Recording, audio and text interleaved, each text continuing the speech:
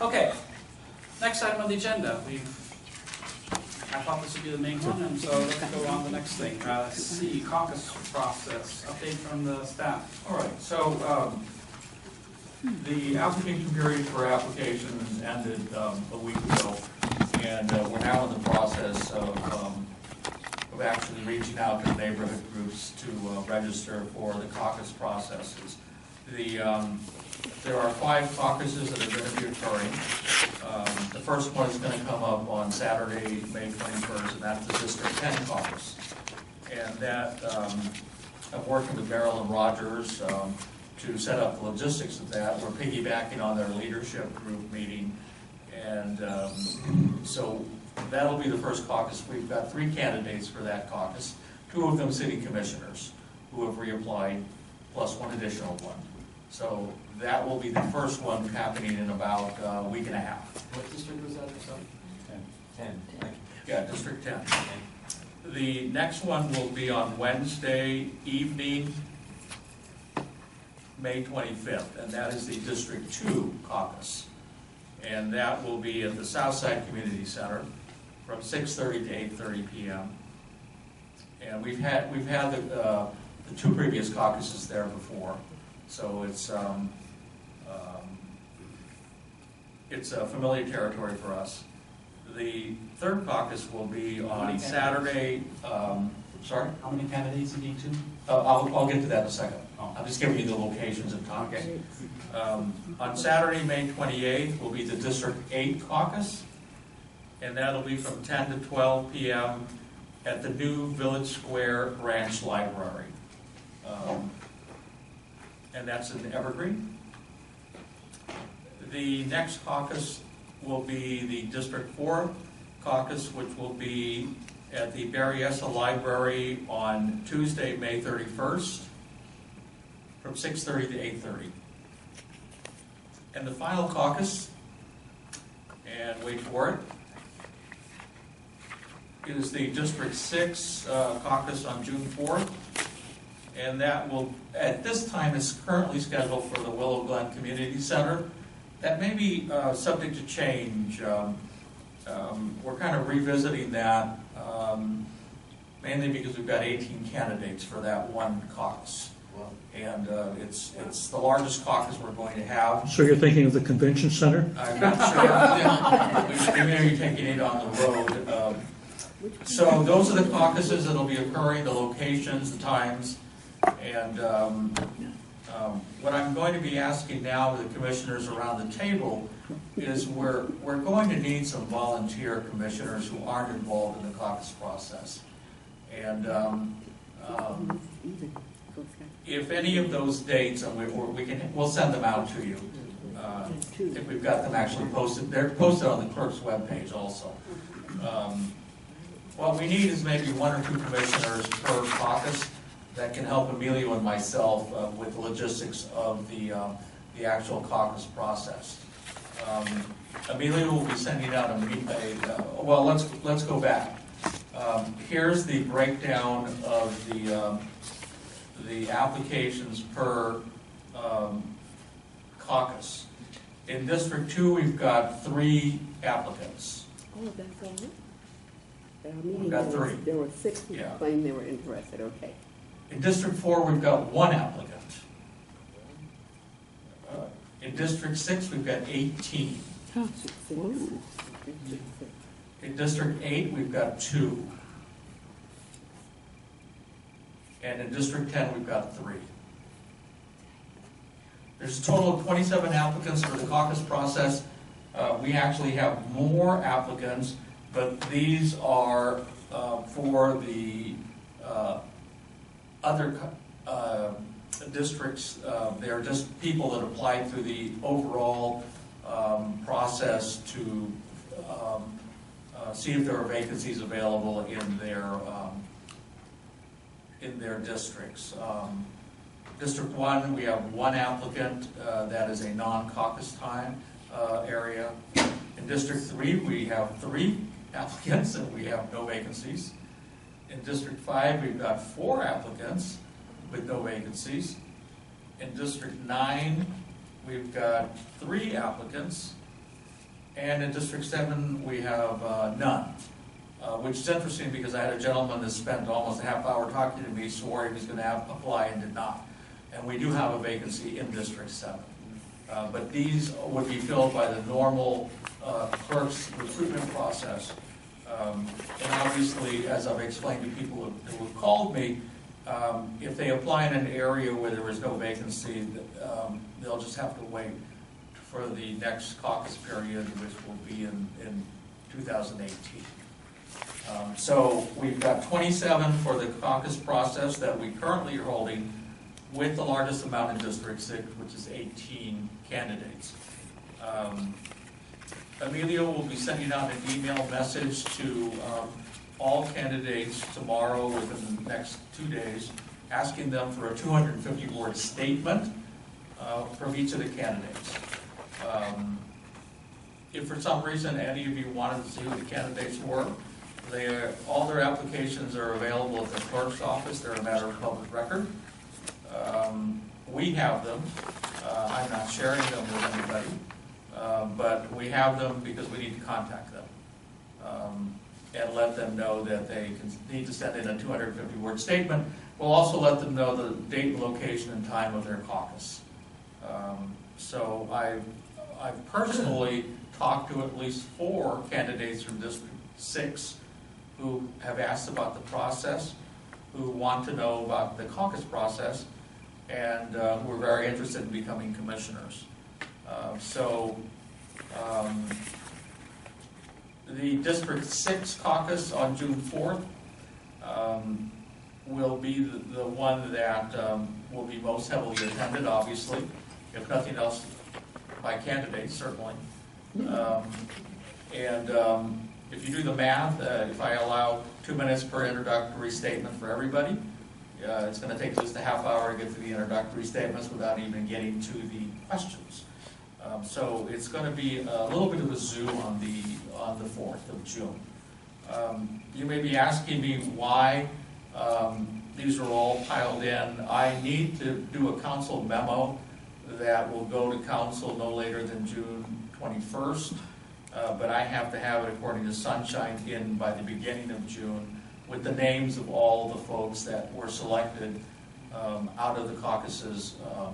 I'll probably have to have an amendment for the June 4th folks to add their names, whoever turns out of that as the highest vote getters, so that we can get everybody approved by council, probably the June 21st meeting, and then sworn in August or July.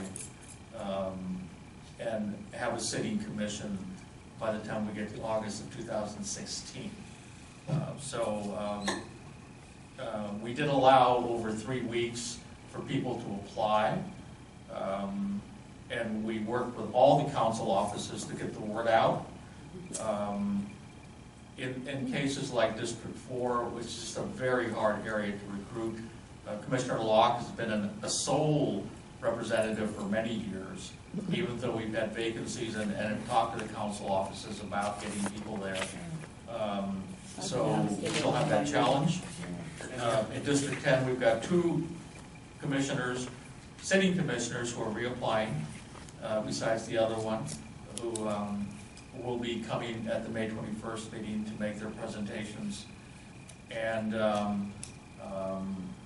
once again, I'll remind people that even though in some cases, like with District 2, we've got 2 applicants, if the voting members of the neighborhood groups decide they don't like either one of them or only one of them, they can only vote in a person that they will support. So it's possible that even though we may have 2 folks, if they don't get the votes, then they don't get forwarded to council for consideration. That is the way the system works. You were calling them off, you said District 2 was 3. I'm sorry? You said you had 3 districts. I'm sorry, I've got so many numbers here. Yeah, I know. It's District 8 that has 2. Yeah. So anyway, I'd like to believe we'll be able to fill all the vacancies, except for District 4, which we still have 1. And there is a challenge with that current commissioner. As you can see, he's not here this evening. And unfortunately, you know, the choice that he makes, he's a sitting commissioner on a commission, he misses them. There is no excuse for not being here because he's at another meeting. It does not work that way. If he's not here and he has missed meetings, he'll automatically be fired. And so, on the other hand, the reality is, you know, he needs to show up. I mean, he was selected by a council member to represent his district, and so it's the same challenge all of you face. And that's, you know, it's unfortunate if you sign up for something and you can't make the meetings. That's a choice you really have to make. You know, I understand Alviso has its own mentality at times, but you can't make the choice to be at that meeting rather than this one. You know, that's a neighborhood group and this is a city commission. And that area needs representation. So, Question, if you're on the commission now and you are eligible for reappointment, you still have to fill out the application form though, right? you do. Okay. Hypothetically, if one did not, Sorry? and if one didn't, And if one didn't, and then they will not be up for possible, you know, reappointment. You look puzzled. I'm sorry. What can I clarify about that? I didn't know I needed to formally reapply as a city commissioner. I'm sorry. Refresh my memory. What district are you at? 8. You're in 8. Okay. Yeah, that should have been explained to you, not by me, but by the clerk's office. You're a sitting commissioner and you didn't reapply. I'm not in the office tomorrow. Call Emilio, who will contact you with the clerk's office. I made an exception for the District 4 commissioner. Are you interested in the caucus? Well, I'm interested in, You're going to have to go to the caucus. Are you interested in reappointment? no, I'm interested in running for the office. I'm interested in going through the caucus process. Right, And it's right. fine if I'm not selected, but I want to go through the caucus process. All right. Then, Mainly because I want to continue the work that Dave and I started. talk to Emilio tomorrow. He'll contact you, he'll put you in contact with the city clerk's office. Tell them that I'm making the exception recommendation the same way that I did for District 4 to allow you to submit your application. I've already made one exception. And I'm going to fire my campaign manager in the morning.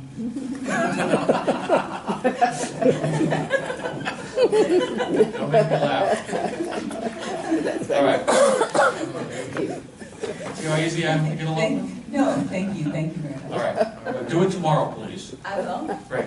Thank you. All right. Anybody else in that position? So that is the update. If anybody's interested in helping out, we could use the help. There's only 2 of us. The moderators, I've got moderators for 4 of the caucuses. I have one that I don't have one for, but I'm working on that right now. Ken Podarsik will be doing the moderation for all the Saturday caucuses. He's done all the caucuses since going back to 2008. He has conflicts for the weeknights. I'm going to get Ken Kelly to do the May 31st one. Ken Kelly is has been the board president of United Neighborhoods of Santa Clara County, and I need one more, and I have an idea of who I'm going to be looking at that, but I'll get them all staffed.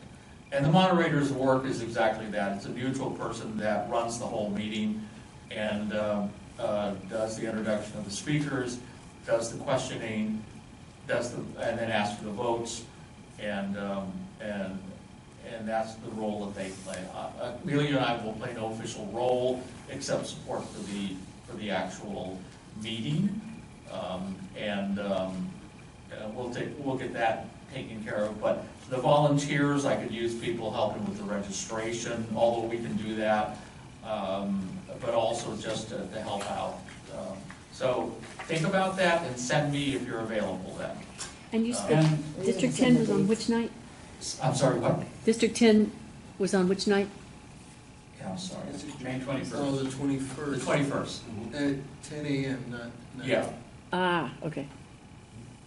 And I'll clarify that. I believe that's the time they start, but I'm still getting information from Maryland on that.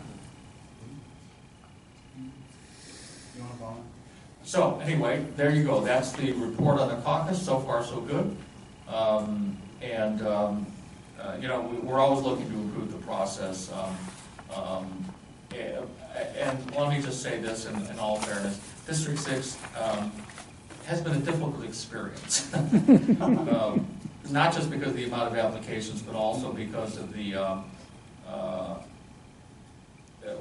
without going into great detail, there are a lot of things going on in that district that, besides having 8 people run for council office, I think that's about right. There's a whole series of moving pieces in that area that I'm just going to be happy to get that one done. So, And as the District 6 representative. no offense to the chair or the current No, members. but we're termed out, so we don't have to worry about that anymore, so it's not. You do not. Not my problem. Since we are not up for election, can we then help with the process in any way? I don't see why not. Okay. I mean, I'm not going to see any conflict with that.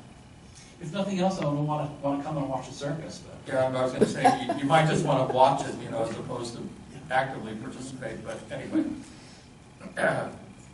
All right, so there's my report. If anybody has any questions, please let me know. Okay, thank you. Thank you. I think there's a question. Any questions on the, yes? Yeah, it's not a question. When the council approved the caucus process, it was back on April 12th, I think it was, there's a cover memo, of course, that describes everything in here. And I think we need to get as many volunteers off to these caucuses as possible. We got to flood it because they're thinking about monitoring and assessment to determine whether the caucus process is the most practical model for appointment to the Neighborhoods Commission. So a lot of us feel that this caucus thing is what makes us unique and gets us basically the support of the neighborhoods. They have 2 alternatives that are spelled out in this memo. One of them is to appoint the commissioners like they do all of the other commissions, and then the other one is a application and interview process such as they use for planning, where you do an interview in front of the entire council. So if we want to stay with the caucus as our mechanism, we've got to make sure that we keep the staff time to the minimum and that the turnover of the commission itself is reduced. So 40% of those of us who ran in the odd districts 2 years ago have been replaced. That's an awfully high number. So we got to get our act together or they're going to take away this caucus stuff.